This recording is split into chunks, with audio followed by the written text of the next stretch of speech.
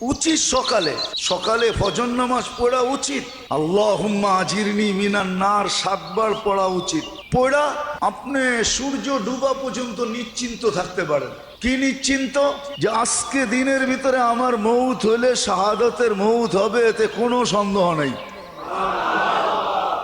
আবার মাগরিবের নামাজ পড়া যদি 7 বার পড়েন, তাহলে আবার ফজর পর্যন্ত আপনি নিশ্চিন্তে ঘুমাইতে পারেন যে মৌত আসুক না, কিন্তু আমার কাছে শাহাদাতের সার্টিফিকেট নিয়ে আসতে হবে, এছাড়া আসার কোনো সুযোগ নাই।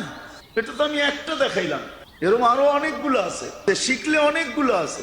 আল্লাহুম্মা বারিক লি ফিল মাউত ওয়া ফিমা বাদাল মাউত, যে 25 বার পড়লো ফজরের পরে, তো ঠিক এরকমই সারাদিনে মৃত্যু আসলে শাহাদাতের পরওয়ানা নিয়ে আসতে হবে, শাহাদাতের পরওয়ানা নিয়ে আসতে হবে।